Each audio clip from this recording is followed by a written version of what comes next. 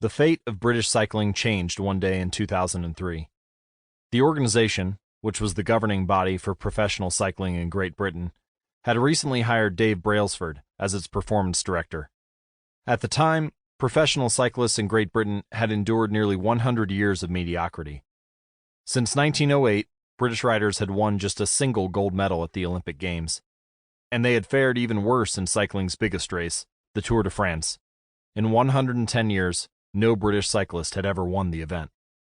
In fact, the performance of British riders had been so underwhelming that one of the top bike manufacturers in Europe refused to sell bikes to the team because they were afraid that it would hurt sales if other professionals saw the Brits using their gear. Brailsford had been hired to put British cycling on a new trajectory. What made him different from previous coaches was his relentless commitment to a strategy that he referred to as the aggregation of marginal gains, which was the philosophy of searching for a tiny margin of improvement in everything you do. Brailsford said, "The whole principle came from the idea that if you broke down everything you could think of that goes into riding a bike and then improve it by 1%, you will get a significant increase when you put them all together." Brailsford and his coaches began by making small adjustments you might expect from a professional cycling team. They redesigned the bike seats to make them more comfortable and rubbed alcohol on the tires for a better grip. They asked riders to wear electrically heated overshorts to maintain ideal muscle temperature while riding, and used biofeedback sensors to monitor how each athlete responded to a particular workout. The team tested various fabrics in a wind tunnel and had their outdoor riders switch to indoor racing suits, which proved to be lighter and more aerodynamic. But they didn't stop there.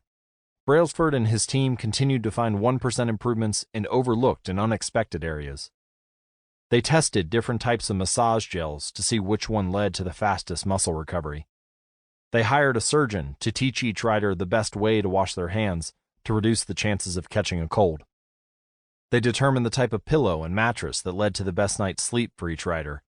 They even painted the inside of the team truck white, which helped them spot little bits of dust that would normally slip by unnoticed, but could degrade the performance of the finely tuned bikes. As these and hundreds of other small improvements accumulated, the results came faster than anyone could have imagined. Just 5 years after Brailsford took over, the British cycling team dominated the road and track cycling events at the 2008 Olympic Games in Beijing, where they won an astounding 60% of the gold medals available. 4 years later, when the Olympic Games came to London, the Brits raised the bar as they set 9 Olympic records and 7 world records. That same year, Bradley Wiggins became the first British cyclist to win the Tour de France.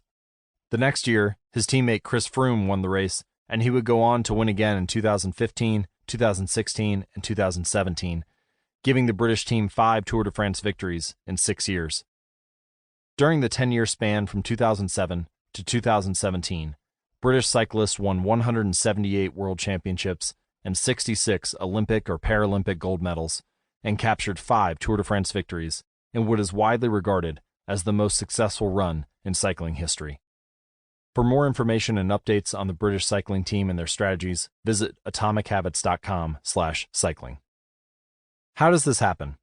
How does a team of previously ordinary athletes transform into world champions with tiny changes that, at first glance, would seem to make a modest difference at best?